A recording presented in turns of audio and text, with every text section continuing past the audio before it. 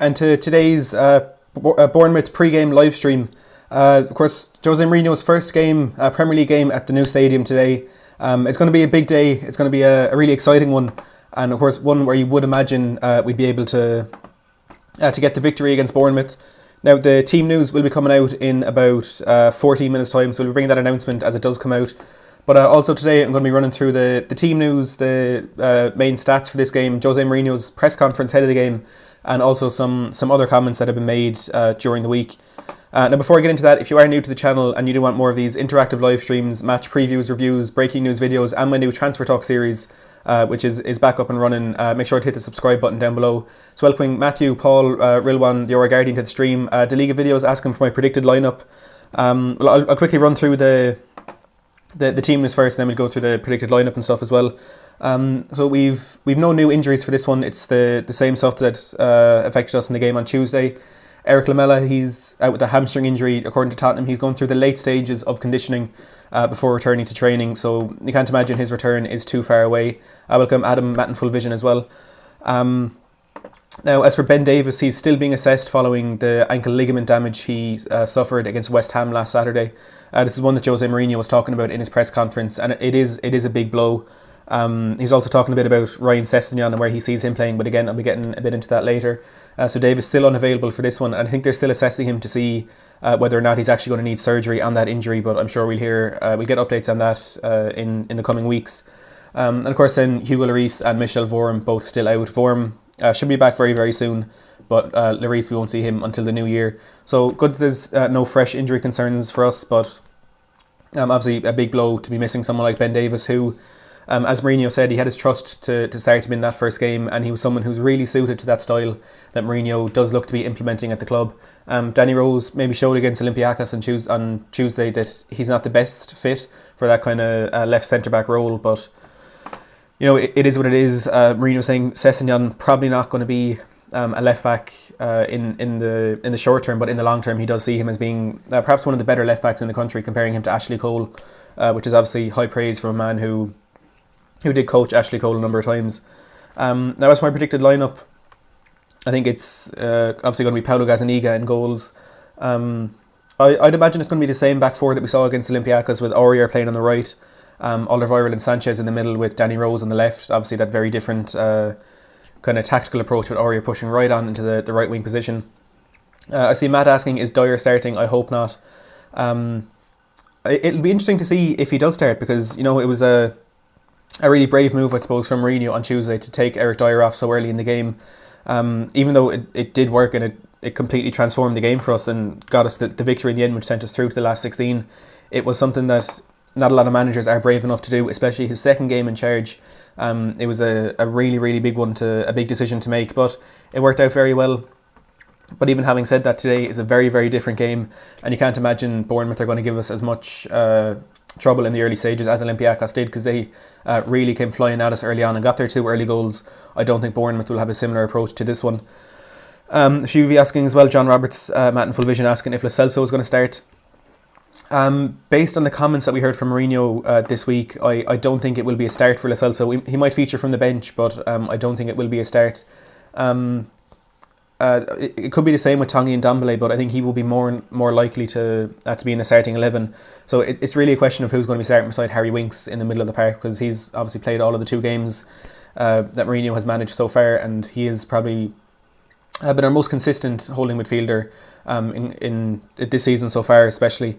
And Mourinho has been speaking about how he wants those two midfield. He wants one positional player and then one player who can go and play a bit more with the ball. And Winks is probably that player who can play with it. So I think it might actually be Dyer and Winks in the middle of the park again. But I think even though I'm going to predict a very similar lineup to against Olympiacos, I think there will be changes, but it's kind of hard to pick out where those changes are going to be, because you know, Mourinho named a very similar lineup in his first two games. The only difference being Davies and Rose, who was Davies of course injured. It was a forced change, but he said after the game he was happy that he was able to pick the same squad, but maybe it was a bit of a mistake because you know, he could see how tired the squad was in that match. So we may see a few changes today that could come in the trio behind the striker. It could come in the midfield, but you know, it's really hard to predict where it's going to be. But I think Dele Alli definitely deserves a start today. Are we going to see Christian Eriksen starting? It's certainly a possibility. You know, he had a really good influence when he came off the bench against Olympiacos. Probably changed that game, in all fairness to him. One of the better performances we've seen from him in the last 18 to 24 months. So maybe he could get in there ahead of one of Son or Lucas, but who's it going to be? You know, it was always really hard to predict a lineup under Pochettino because of the changes he always made. But with the new manager, I think it's even more difficult because we don't know what he's thinking. We don't know, what the players have shown him in the short time he's been at the club to deserve a start. But I'd say it could be Adeli, Eriksen and Son behind Harry Kane today. We have Joshua saying it's going to be Gazzaniga, Rose, Sanchez, Toby and Aurier, Sissoko, Winks, Lucas, Son, Dele and Kane. But he'd like to see Ndombele or Lo Celso in there instead. Yeah, I mean, it's great that we do have these debates, that we do have such a strength and depth, I suppose, in the squad to actually pick these players from. I see Rilwan saying, do you think Sessegnon will start left back or even take Sonny's place on the left? Well, he won't be starting left back. This is something Mourinho spoke about quite a bit in his press conference on Friday afternoon. You know, he was asked about Sessegnon potentially being an option now that Ben Davies is out injured, but he doesn't really see Sessegnon as a left back right now, which I think is very fair because when Pochettino brought him in, it was from the comments that were made, it was kind of clear he was bringing him in to be more of an attacking player, which is what Mourinho sees him as now. But I think Mourinho said the main thing is he doesn't have the physicality yet to be a left back, and he did mention, you know, he was watching him a lot when he was a youngster at Fulham, and meeting him now over the last week or so, he can see a massive change in his physicality, and he's a much stronger player now, but he still doesn't have what it takes, I suppose, to be a left back. And having played so much of last season with Fulham in the more advanced roles, and a few appearances for us so far have been up there as well, he's going to be lacking a certain bit of defensive discipline. It's going to have to get back into him, and I don't think it's good to throw him right into the deep end, starting him in a game in left back, especially when it's going to be playing a lot of that game in a left centre back role. It just wouldn't suit him right now, and even though I don't think it suits Danny Rose either, he would probably be the better of the two options for those reasons. Now I'm trying to get Mourinho's comments here on Sessegnon, but it doesn't seem to be loading for some reason. John Roberts saying, I've been hoping to see Vertonghen at left back ever since Dortmund, and that was an exceptional performance from Vertonghen that night when we played Dortmund at Wembley last February, up against Jadon Sancho, who was one of the foreign players in Europe at the time, and he had him in his pocket for the full 90 minutes. Obviously kept him at bay and went up to the other end and got his goal as well. So I think Vertonghen could potentially be a choice at left back, especially because a lot of that game will be played in a centre back role. But I don't know if it is something Mourinho will go for, because Vertonghen, he's I think 32 now. He's not going to be he's not the fastest player in the world. He's certainly lost half a yard over the last 6 or so months. So I don't know if he would be the best option, especially playing against Bournemouth, who do have a lot of pace in the wings. I don't know, David Brooks is out tonight, but they do have a lot of really good, really quick players. Matthew Hogg saying, I hope Jack Clarke has met Jose. I'm not sure that they have, but the rumours are really ramping up again about Jack Clarke potentially returning to Tottenham in January. He did actually make his first league appearance for Leeds last Saturday. He played the last 20 minutes in a victory away to Luton, but I said very, very little time there, and it's something that has been frustrating us. And I did think when that deal was initially made last summer that there would have been maybe not a clause, but I suppose an agreement between Pochettino and Bielsa, who are two very, very close friends, that there would have been some sort of agreement that Clarke would have gotten a lot of game time, but it just didn't happen for him this season. The excuse that Leeds have been given is they have they've 6 players in on loan, but they can only have 5 loan players in any matchday squad, and Clarke has been the one who's kind of been missing out. But it does seem as though Leeds are expecting Arsenal to recall Eddie Nketiah in this January transfer window. So if Clarke does stay there beyond January, there may be a chance for him to get into the squad more. But of course, it all depends on Arsenal and Nketiah, and then whether or not Tottenham actually want Clarke back. And then if we do get him back, do we loan him back out, or do we try and get him into the squad? It's been quite a while since he's played regular first team football. It would have been the tail end of last season. So it'll be quite difficult to throw him into a team now who are in such an important period, do need to turn things around. It's kind of hard to figure out what the best option is for Jack Clarke at the moment. Matt in Full Vision saying for the starting lineup, Gazzaniga in goal, Aurier, Sanchez, Toby, Rose, then Dyer and Winks in midfield with Son, Moura, Dele and Kane. So the same 11 that played against Olympiacos on Tuesday. Kane Clarke saying, I hope Ndombele starts. And it is weird that he hasn't had that time under Mourinho yet. I know he did have a slight injury, but it wasn't anything too serious. So he probably will be in the starting 11 a bit sooner than we'll see Giovanni Lo Celso. But something that has been catching a lot of people's attention with this Mourinho team is the role of Serge Aurier. And I've been very critical of him mostly this season, but even in the past as well. He's a player he's really rash defensively. He's gotten himself sent off a couple of times. He's given away some penalties in really important moments, and it's really hard to kind of see where he would fit into the squad. But potentially Mourinho has found a really clever way to get him into that team, because he played there against Olympiacos and he went forward and got, I think, only his third goal for Tottenham. A really great finish as well. And talking about that in his press conference yesterday, Mourinho said Serge has to be very offensive. That is his nature as a player. That is the best qualities he has. So he must have the freedom I'm giving him to go forward, because he can hurt opponents. He can break the balance of defensive teams, and I think he has conditions to evolve. So Mourinho's certainly a big fan of Serge Aurier. We've always known that he did have the attacking quality, but defensively he's not a defender basically. And it's quite weird that a player who at his level has played, of course, there for PSG, has won many trophies with them, and now it's a Champions League and consistent top 4 Premier League player with us.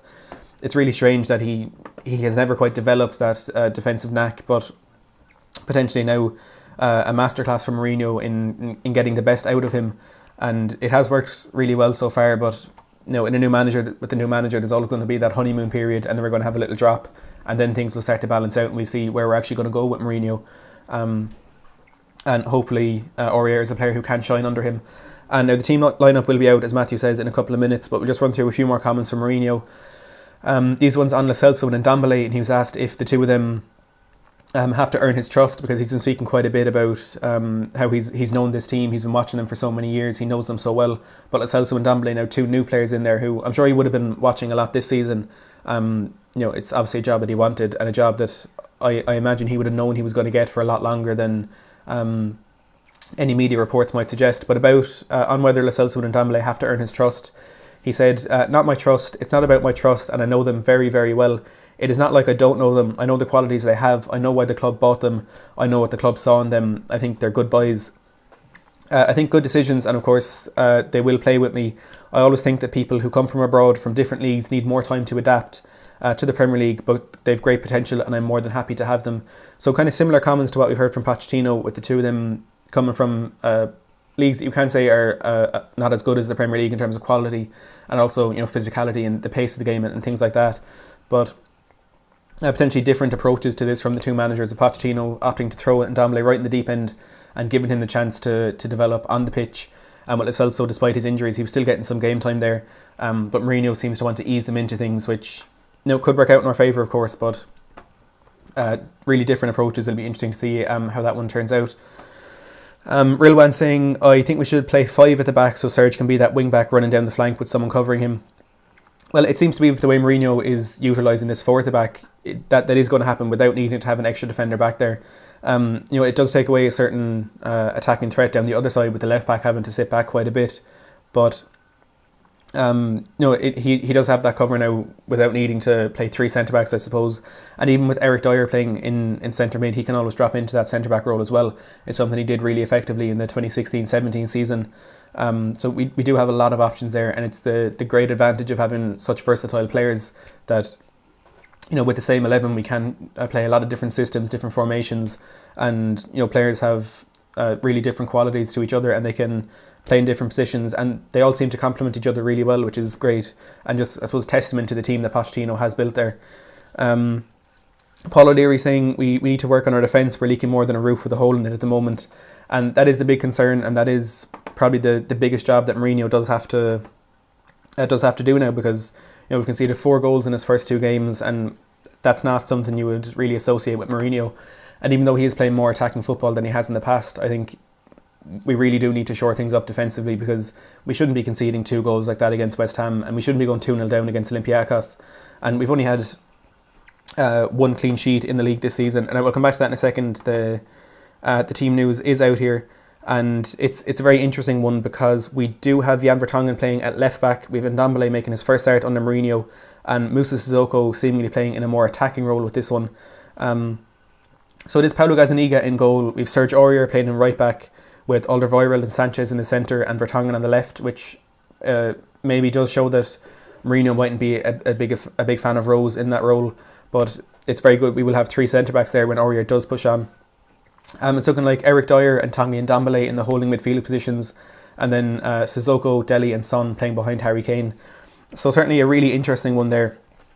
A lot of people have spoken about Sissoko potentially pushing on to a more advanced role because he's unbelievable on the ball. He can run past anyone, but maybe defensively he's not the best. But it does look like he will be playing in a right wing role here.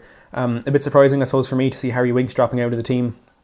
But an incredibly strong bench there. We've got Alfie Whiteman on the bench, Brandon Austin. He dropped out of the squad late on Tuesday with abdomen problems, so I assume that's why he's not on the bench today. Our defensive cover is Danny Rose and Kyle Walker-Peters, with Harry Winks, Lo Celso, Ericsson and Lucas also on the bench.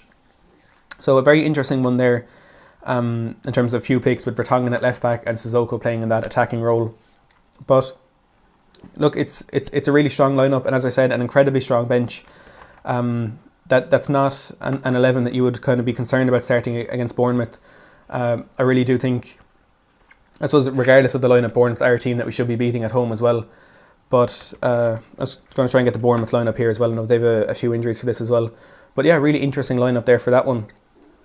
I'm going to try and get this Bournemouth lineup. I know Bournemouth do have quite a few injuries and a few suspensions as well. They're missing, I think, Simon Francis, who was sent off in their last game. The defeat to, I can't remember who it was, but they lost their last game. He was sent off. And David Brooks, a player who's obviously really good for them, he's out injured today, and they've another couple of absentees as well. Just getting their starting lineup now. This loads. So it looks like a flat 4-4-2 for them according to their Twitter account. Aaron Ramsdale in goal. They've Stacey in right back with Sergio Rico in left back and Steve Cook and Nathan Ake in centre back. Really strong defence there. Cook and Ake have done really well for them this season. Ryan Fraser on the right and Danjuma Groenveld on the left, with Lerma and Lewis Cook in the middle, and then Dominic Solanke and Callum Wilson up front. So look, I mean, that is a strong lineup. They do have some great players in there. Fraser, who I think has more assists than any other player in the Premier League since the start of last season. Callum Wilson, who at times has been scoring for fun for them. And players like Danjuma and Fraser again, who have a lot of pace out in the wings, which could cause problems for Sergio Aurier on one side and Jan Vertonghen on the other.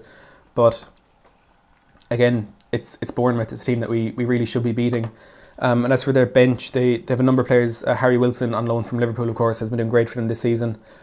He's the only kind of player on there that you'd assume could affect the game if he did come off the bench. But I mean, out of those two lineups, if Tottenham don't win, there will be questions asked. Now going back to what I was talking about before those lineups came out, about the defensive record that we have this season. You know, we've the fewest clean sheets in the league this year. This season rather, with the clean sheet at home to Crystal Palace, the only one we've actually gotten. And outside of the Premier League, of course, we had the two against Red Star Belgrade in the Champions League, but the only other domestic one was against Colchester. And of course, we all know how that game turned out. And if you're there saying no Sessegnon in the lineup, which not on the bench either, which same with Juan Foyth, but you know, obviously we'd rather see him in there. But looking at the 18 have been picked, it's kind of hard to decide who could drop out of that team. And again, that's if you're including Sessegnon and Foyth, and then looking at Lloris, Lamela and Davis, who would be in that squad if they were fit. That's 23 players who could really be pushing for the starting 11 on any given day, which, you know, there aren't many other teams in the Premier League, not many other teams in the world who can say that they do have that kind of those kind of options. But you know, I'm sure Sessegnon and Foyth know that they do have a lot of work to do to knock some of these players out of the team, because we have an incredibly strong squad who should be competing a lot higher than we are right now. But yeah, I mean, they'll have spoken to Mourinho. They'll know what's going on, and they'll know that they do have the chance to get into the team. Because it's not like Mourinho's going to pick these 18 players and say, okay, you're my favourite 18, you'll be picked every week. They know there's going to be space there. They know they need to prove that they deserve to be in that squad, and they will definitely be given their chance, but it's just not going to happen today, unfortunately. And you know, with the hectic calendar coming up with so many games throughout December, I'm sure they will be needed. As much as they will deserve to get a chance, they will be needed by Mourinho as well. Shiva saying it's an excellent lineup. Tarek asking Lo Celso should start. Why is Mourinho not using him?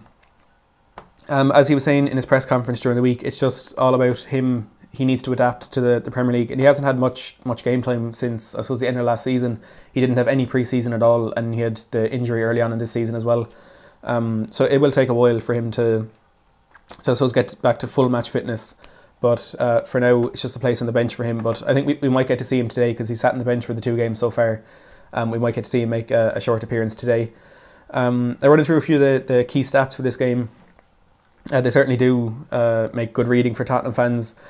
We've won all 4 of our Premier League home games against Bournemouth by an aggregate scoreline of 13-0.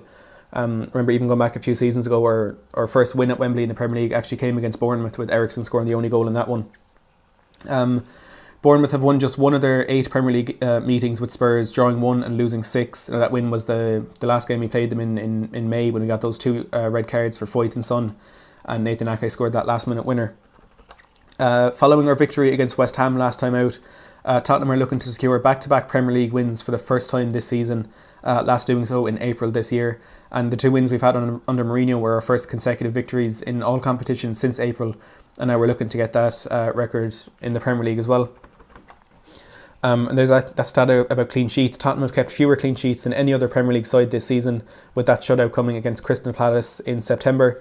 The last time they kept just 1 clean sheet in their opening 13 Premier League games was in 2012-13 under Andre Villas-Boas. So, there's been so many records that, kind of bad records that we haven't, that have been broken this season under mainly Pochettino, which I suppose is one of the main reasons why he did lose his job. But it's concerning to see that when our defensive record was one of our best attributes going back a few seasons ago, we can't seem to keep teams out now. And welcome Darren to the stream as well. And the last stat here, Bournemouth have lost their last 2 Premier League games with the Cherries, last losing 3 in a row back in December of 2018, so almost a year ago there. But I suppose you would assume that might be broken today when they do visit Tottenham. Cameron saying Mourinho is probably not using Lo Celso as he doesn't want to halt Dele's newfound form, which is actually a good point as well. Dele looks a completely new player under Mourinho. He's had 2 of his best performances in quite a while. And again, Mourinho talking about this, saying, it's nothing to do with the manager. It's Dele Alli's own form. It's his own ability that is letting him do this. And he said, as much as Mourinho speaking, saying as much as he has helped Ali, it's more so him giving him the conditions to be able to play the way he can, rather than making him play that way, I suppose. Shiva saying good rotation for fatigue with the squad. Matt saying I wouldn't say excellent lineup, but it should be enough to win the game. Silver Surfer saying Lucas Moore finally got his role right in the last game. We need him to assist more. And I think again that all comes back to the inclusion of Sergio Aurier and pushing him on so far, because it does allow Lucas to come inside a bit. And with the left back will be kind of busy dealing with Aurier, it creates a lot of space between the left back and the left centre back, which Lucas Moore can exploit. And even that goal he scored against West Ham coming around the outside of Cresswell, it was something Mourinho said they worked on in training. So they're really going into the fine details already, and it's working out for us so far. Matt saying hoping for a clean sheet today, but I doubt it. You never know. It's again a strong Bournemouth side, but we do need to start keeping teams out. And I suppose even if we don't keep them out, as long as we do outscore them, there's not much of a problem there. But we're just not going to be able to outscore every team every time we play. So look, it would be nice to get a clean sheet today, but I think at the moment it's just trying to get back into that position where I think we do belong. And while we would like to see these defensive shutouts and going out scoring 3, 4, 5 against a team like Bournemouth, I think right now the results are more important than anything, and I'd rather beat a team by 10 goals to 9 rather than just drawing 0-0. Clean sheets are important, but we need points right now, and we need to get back up. We're only 2 points off 5th place. A win today could put us back up there, depending on other results. But we just need to get as close to that top 4 as possible this season. And if we play absolutely awful football, but we get those results and get back up into a position where we can compete and where we can get back into the Champions League next season, for me, I think that is more important than playing free-flowing attacking football. And although it would be ideal to have both of them there, it's kind of what we've seen in the last 2 games, if I had to prioritise one, of course, it would be results. Okay, I have to go as I'm watching the game with the mates. So yeah, see you, Matt. Enjoy the game. Tarek saying I don't know what Mourinho sees in Dyer. Shamir saying Dyer is a walking fridge. Dyer, he's a good player, and as Mourinho has been saying, it's a positional player that he needs in that defensive role. And I think Dyer did well there against West Ham, but maybe he was a bit out of his depth in the Champions League game. But it's just the type of player that Mourinho really seems to love. And he tried to bring him to Manchester United but couldn't do it then, and he'll obviously be happy to have him at Tottenham now. But I think it is just that versatility that he does offer. He can play defensively if he has to. He's not the best attacking player, but if he needs to, he can go up there. He can, he's an aerial threat. And I think we will see him improve under Mourinho. He's had a lot of issues with his health over the last year and a half, and that obviously has held him back quite a bit. But we might see him pushing on and becoming a better player over the next season or so, and maybe back to the form that we did see from him in that last year at White Hart Lane. Silver Surfer saying it would be nicer to see Arsenal lose tomorrow. Arsenal away to Norwich tomorrow with Freddie Ljungberg, of course, his first game in charge there. And not a surprising thing to see yesterday that Unai Emery was sacked, but I think it could go either way for Arsenal, and obviously it could go either way for Tottenham in that same regard, because it's all about their next appointment, and I think it will say a lot about where they are in comparison with Tottenham, depending on who they get in now. Massimiliano Allegri is someone who they have already contacted, but there's believed to be some kind of concerns there about a manager coming in who isn't the best English speaker, which is one of the main problems they had with Unai Emery. BBC reporting they're already in advanced talks with Nuno Espirito Santo from Wolves, who isn't going to be a big name appointment, but he is someone who can build something there, and he will start a project, which is probably the last thing that we'd want to see happen at Arsenal. But I think where it could go wrong for them is if they do get this appointment wrong, and they end up back in this situation in another 18-24 months time when they do sack a manager again. It could end up in a situation where they turn out like United, where it's a constant flow of managers coming in and going and just not doing what they want to do, and they're constantly going down. Then you'd end up with players like Pierre-Emerick Aubameyang and Alexander Lacazette, who are absolutely outstanding players and probably do deserve something better than Arsenal.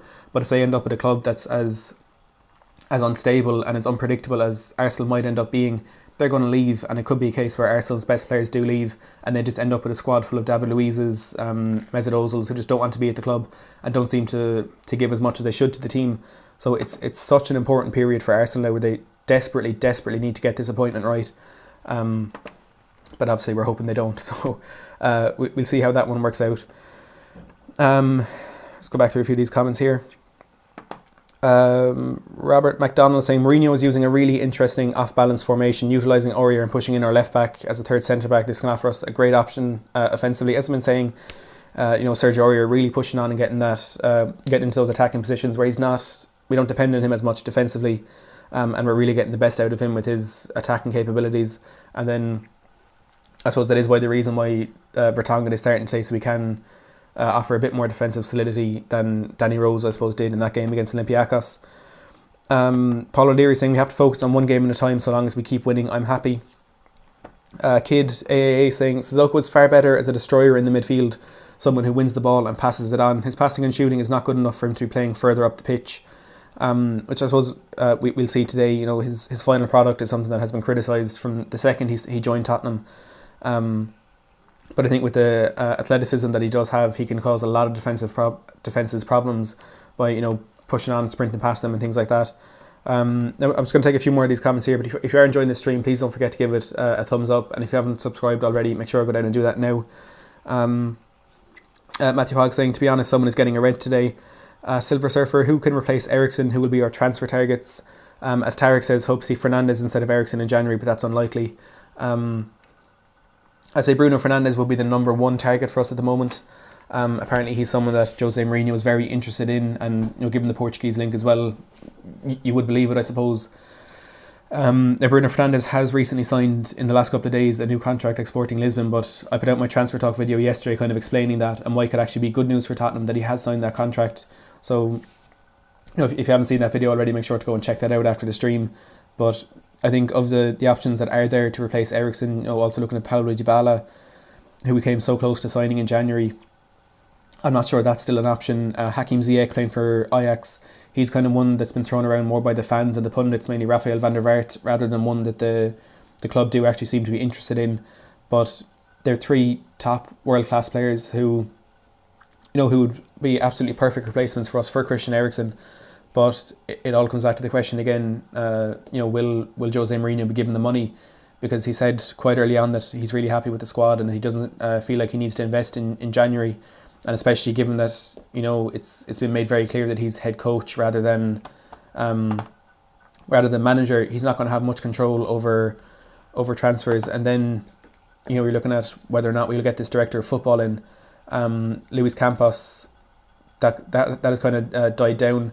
See if you're here saying the Newcastle game. Newcastle have actually equalised again against Manchester City. They were equalised 1-0 down, 1-1, and they just equalised now with 2 minutes to go, 2-2 in that one. Potentially really good result there for Newcastle.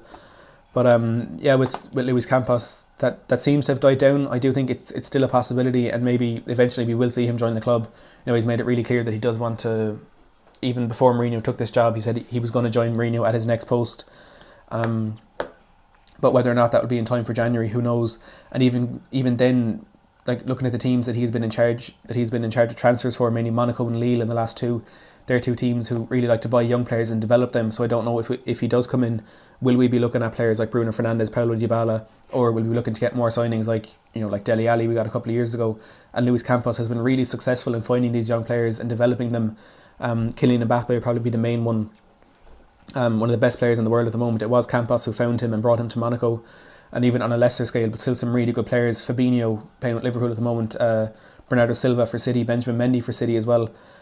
He has found some absolutely outstanding footballers, and maybe if he does come into Tottenham, there might be a balance of bringing in players like Fernandes, Dybala, Ziyech, and bringing in these young players as well.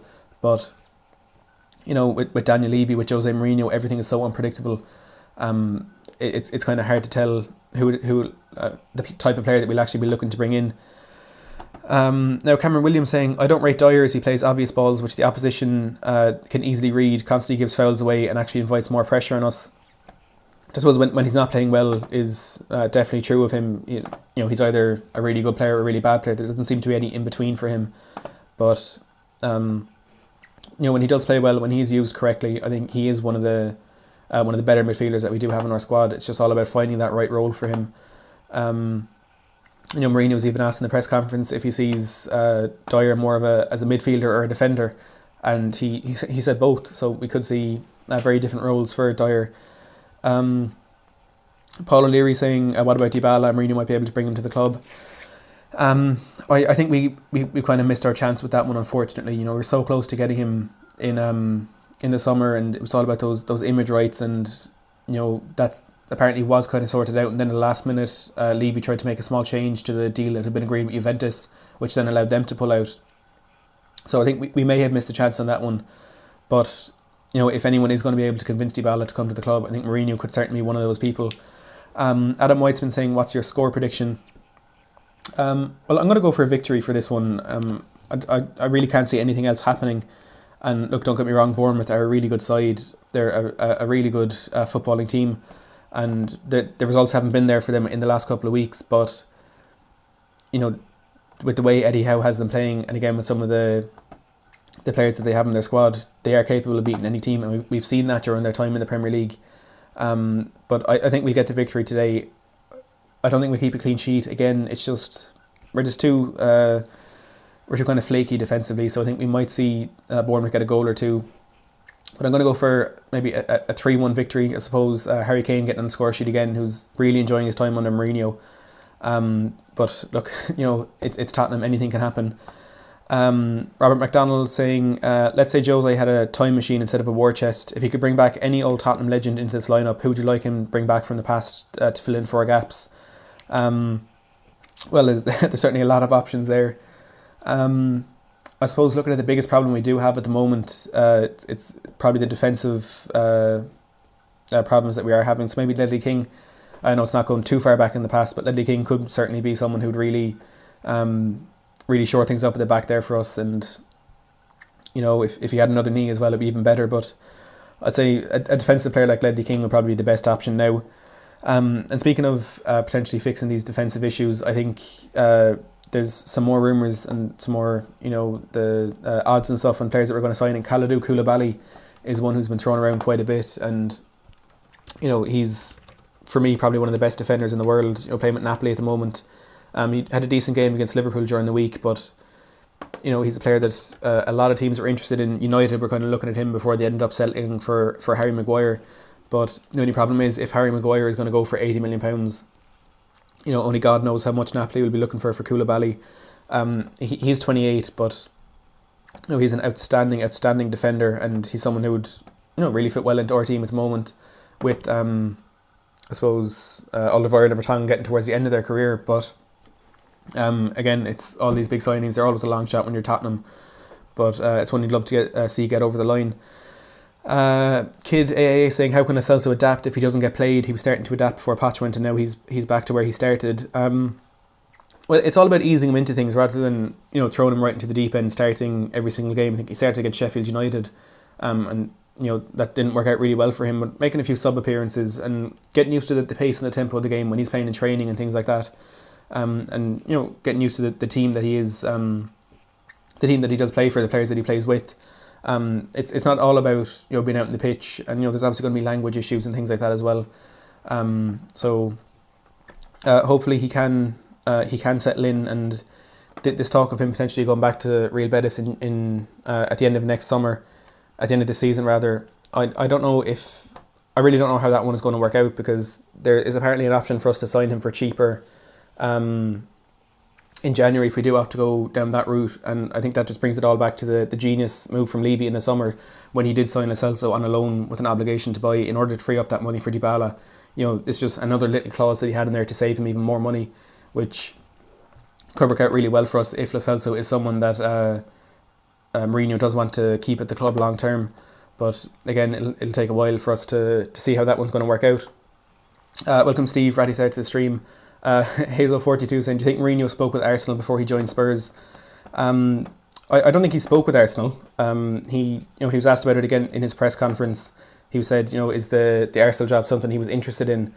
But he said there's no point in saying now whether or not he would have been interested in that. But I'm sure Arsenal would have been interested in him. Sky Sports are saying that Mourinho was high on their list of replacements for Emery before he actually went to Tottenham. But the comments that he made in the press conference, he was asked on whether or not he would have taken the Arsenal job. He said, there's no point to tell it didn't happen, it's happened now. I'm so happy here that I couldn't even think about the possibility to go to another place. You can put now in front of me any club in the world and I would not move. Which, is really good to hear a manager of his calibre saying, he's absolutely delighted where he is now. He wouldn't swap it for any other club in the world. And as the Guardian is saying, what about Mourinho saying that he wouldn't swap this Spurs team for any other team in the world? He kind of does have to say that now that he is there, but it does really seem as though he is happy at Tottenham, and it's a new job and one that he's so openly excited about and kind of proud to be at the club. It's just great to have a manager of his calibre at the team, I suppose. Steve saying, if he did, he obviously wasn't impressed. Yeah, I can't imagine anyone would be impressed going talking to the Arsenal board at the moment. As I said, it's so important the next appointment that they do make, and it can really make or break them in the long term, not just the short term. But again, only time will tell how that one works out. That is all I have time for in the stream today. If you have enjoyed it, again, please don't forget to give a big thumbs up and subscribe to the channel if you haven't already. Hopefully we can go out and get the victory today. I imagine we will, and we can continue our push, and hopefully as the months go on, get closer and closer to that top four, and maybe breach it towards the end of the season. As always, thanks for watching.